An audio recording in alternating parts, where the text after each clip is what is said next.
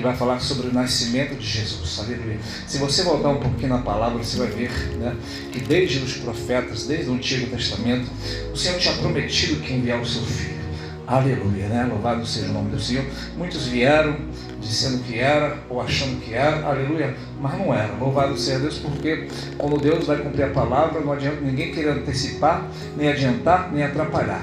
Nesta passagem aqui, nós vamos ver que o anjo do Senhor aparece para Maria, louvado seja o nome do Senhor Jesus. Primeiro ele aparece, né, na verdade, para Zacarias, que foi o pai de João Batista, e vai dizer que ele teria um filho, mesmo na velhice, e ele não creu na palavra, né? Ele ficou mudo até que o filho nascesse, louvado seja Deus.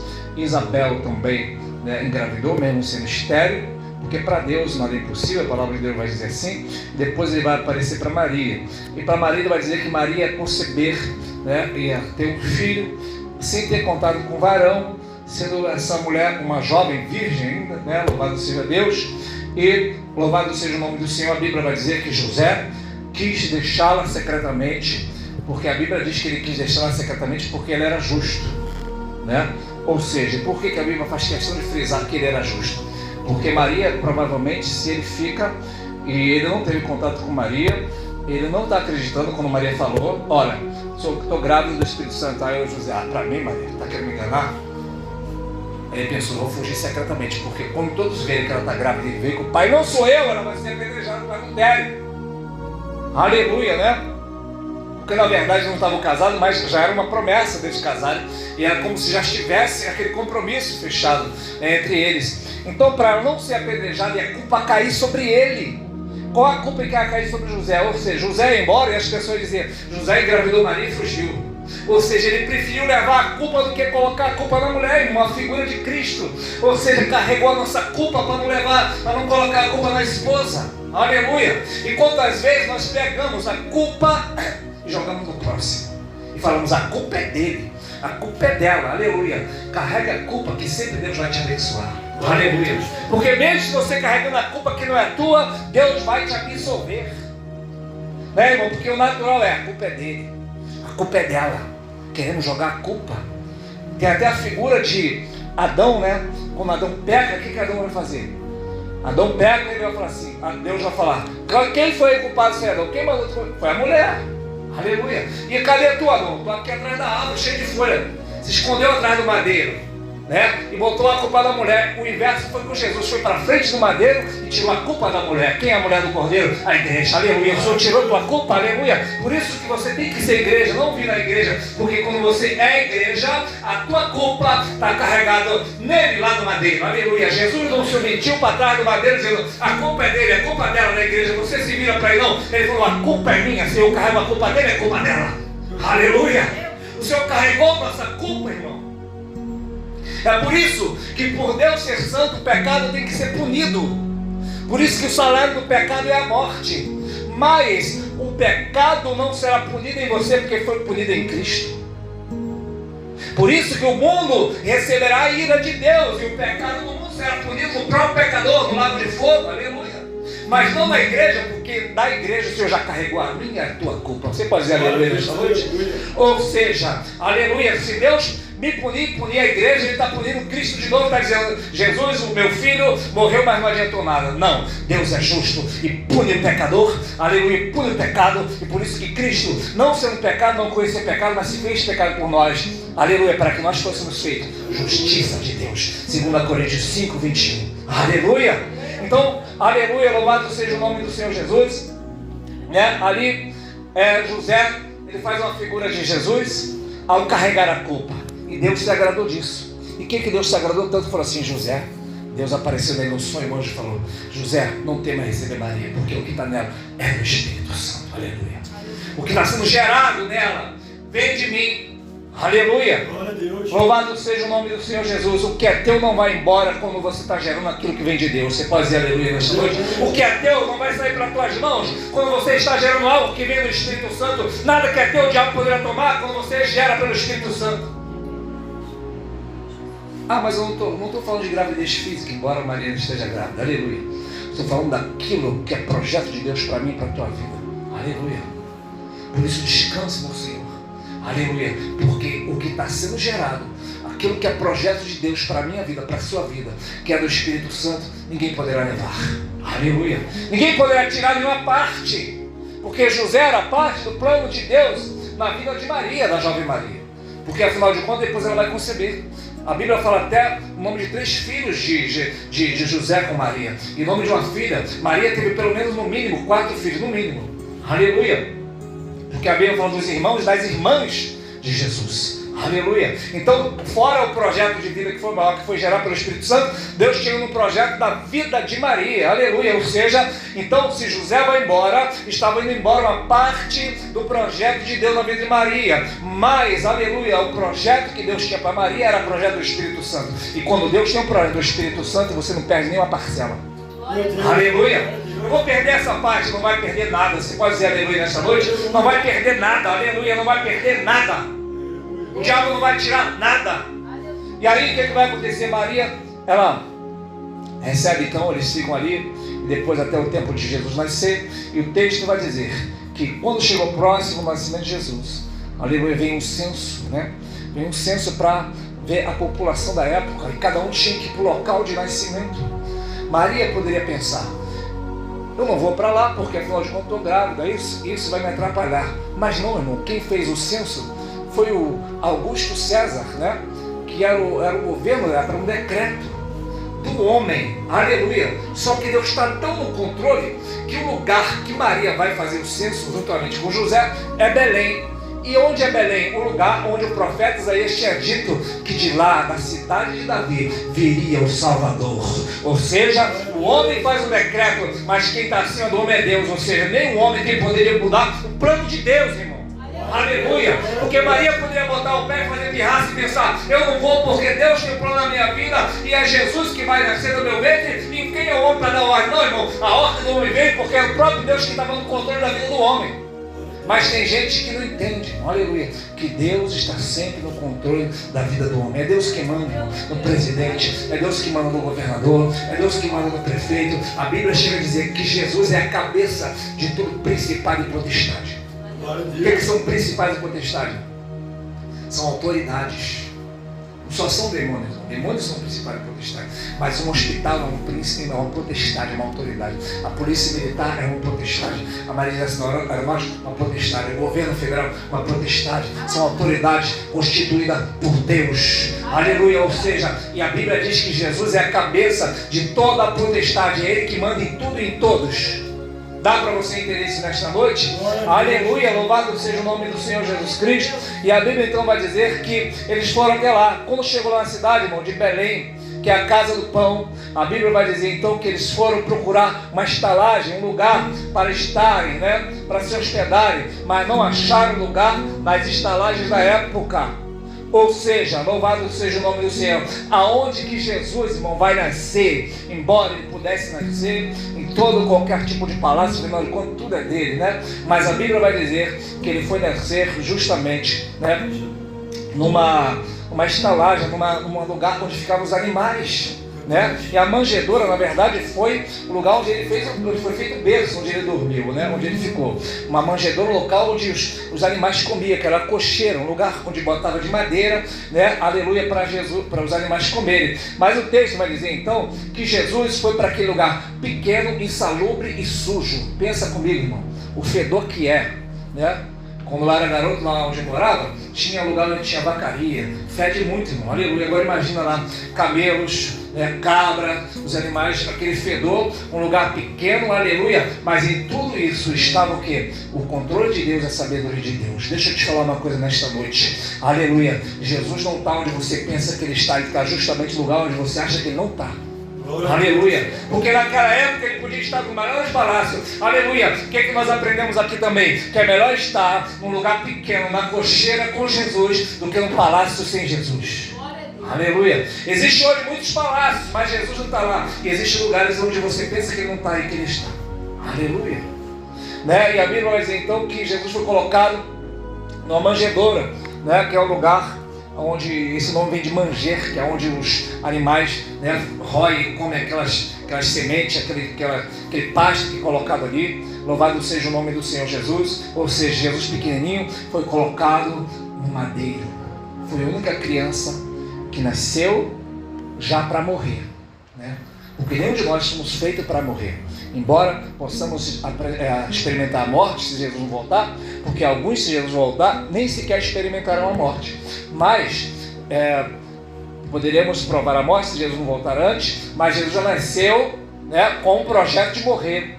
E ali o Pai já está mostrando. Ele foi colocado no madeiro pequeno e foi vestido. No madeiro ele foi colocado na cruz e foi despido. Aleluia. E quando ressuscitou ele foi revestido. Aleluia. Porque em tudo Deus tem um processo na nossa vida, né? Louvado seja o santo nome do Senhor Jesus. E ao Jesus ser colocado ali, também está falando, aqui está em Belém, que é a casa do pão. Aqui está o alimento para todo o mundo. Aleluia. Porque a cocheira, né, ou a manjedoura, é o local onde está colocado o alimento para os animais. Aleluia. Aqui está o alimento.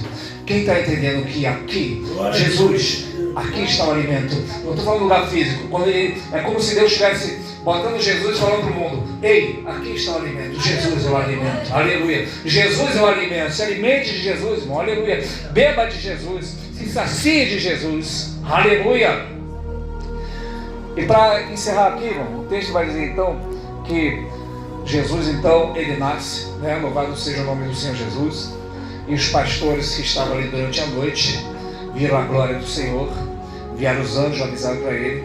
E o texto vai dizer que os anjos falaram assim: vai lá, ele está envolto em panos, está numa manjedoura. Louvado seja o nome do Senhor. Os anjos adoraram. Louvado seja o nome do Senhor. E o texto vai dizer que os anjos diziam: glória a Deus nas alturas, paz na terra, boa vontade para com os homens. Quando Jesus nasceu, ali houve a manifestação da glória de Deus no céu. Os pastores foram na terra também adorando. Aleluia. Maria está adorando. Vieram os magos, né, os reis magos, adoraram, deram ouro, incenso e mirra. Os anjos estão adorando no céu, ou seja, céu e terra se alinham onde Jesus nasce. Céu e terra estão juntos numa conexão só. Quando nós estamos com Jesus no centro, quando Jesus está no centro da nossa vida, o céu está trabalhando para a tua vida, o céu está alinhado conosco. Quando Jesus é o principal personagem, irmão, o principal ali era Jesus. Não era o homem, né? Não eram os pastores, não era o pai, não era a mãe, não era o filho, né? Mas era o filho, outro filho de Maria, mas era o próprio Cristo que era o centro. Quando Jesus é o centro de todas as coisas, o céu está alinhado conosco. Aleluia! Louvado seja o nome do Senhor Jesus. E o texto então vai dizer, irmão, louvado, pode deixar ele, não tem problema não. O texto então vai dizer que louvado seja o nome do Senhor Jesus. O anjo vai dizer então para Maria em determinado momento: olha, tua irmã, tua prima concebeu, ela está grávida. Só voltando aqui um pouquinho na mensagem, ela está grávida. Já estava grávida de 6 meses. Maria concebe pelo Espírito Santo. Só que o texto vai dizer que Maria subiu as montanhas correndo. Eu nunca vi nenhuma grávida subir montanha correndo. Mas ela subiu, por quê? Porque o que estava nela era do Espírito Santo, né, irmão? E quem tem o Espírito Santo, quem está concebendo a promessa do Espírito Santo, correrão, não se cansarão, caminharão, não se fadigarão. Aleluia. Terão suas forças renovadas como da águia. Aleluia. Então, quando você tem uma luzinha dentro de você, que é o fogo do Espírito Santo, irmão, a chama está ardendo, né? Como aconteceu em Emaús, porque os dois estavam ouvindo a palavra de Jesus e diziam: nosso coração arde, que coisa boa, mas não sabia que era Jesus que estava falando com eles. E quando Jesus abriu o pão, falou assim: nosso coração ardia. Aleluia. E eles entenderam que era Jesus. Mas Jesus Jesus podia falar: sou eu, estou aqui, ó. Vocês estão me procurando? Jesus não falou não. Foi mostrando em Moisés, foi mostrando nos profetas que aquilo que haveria de cumprir na vida dele, aleluia, depois que ele se mostrou. Isso mostra para nós o seguinte, que tem vezes pessoas que dizem assim: João, Pedro, Tiago, os apóstolos tiveram uma vantagem, porque eles viram Jesus. Não, irmão, porque eles tiveram uma responsabilidade maior do que ver Jesus, mas Jesus mostrou nos discípulos de Emaús que para você produzir fé, aleluia, primeiro você tem que ouvir, e depois que você ouvir que você vai ver. Aleluia, ele poderia aparecer, mas primeiro ele quis que os discípulos vissem Jesus na palavra, e quando eles viram na palavra, o coração ardeu, aí ele falou: agora vocês estão prontos para me ver. Aleluia. Quando é que Jesus aparece na nossa vida? Quando nós primeiro vemos ele na palavra. Aleluia. Quando você vê ele na palavra primeiro, você está preparado para ele se manifestar a você. Tem pessoas que primeiro querem ver Jesus para depois tentar conhecer a palavra. Não é assim que funciona. Primeiro você enxerga ele na palavra. Você tem que enxergar ele em Gênesis, Apocalipse, tem que enxergar ele em todos os livros da Bíblia. E quando você enxerga ele na palavra, aí sim, você começa a entender o que é evangelho, o que é graça, o que é salvação, o que é a palavra, o plano de Deus, né? Louvado seja o nome do Senhor Jesus. E para concluir aqui, irmãos, o texto então vai dizer que foi divulgado aquela palavra acerca daquele menino. E todos que ouviram ficaram maravilhados. Aleluia. O que os pastores diziam, né? Os pastores saíram espalhando a palavra. Foram os pregadores que espalharam. Ó, nasceu o Messias, nasceu o Cristo. Aleluia. Louvado seja o nome do Senhor Jesus, né? Ele é o Salvador. E por aí vai. O que aprendemos com tudo isso? Que quando Jesus nasce, aleluia, né? Louvado seja o nome do Senhor Jesus, há toda uma movimentação, irmãos. Aleluia. Eu creio, irmãos, que nós sabemos, né, que Jesus já nasceu, aleluia, já cresceu, já morreu para o nosso pecado, já ressuscitou, foi para a glória, enviou o Espírito Santo, só que ele tem que nascer na nossa vida, aleluia. Como assim? Paulo vai dizer que tinha orgulho da igreja.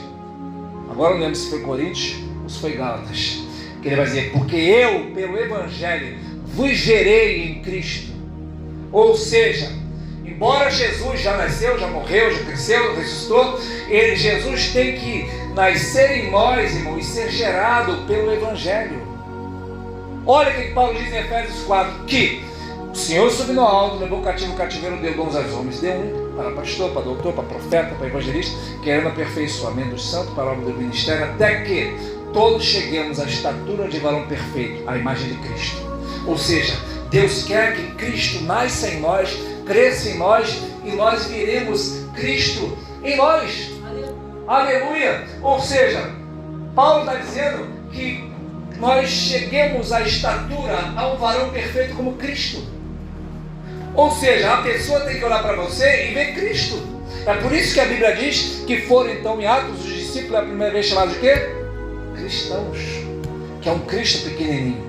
Note que não são eles que falam, a partir de hoje nos chama de cristão, não. A Bíblia diz que as pessoas que viam ele falaram assim, lá vai o imitador de Cristo, aquela mulher é imitadora de Cristo, aquele homem é imitador de Cristo, eles são cristos pequenininhos, eles são cristãos. Ou seja, é os outros que têm que me ver como cristão, não é você falar eu sou cristão.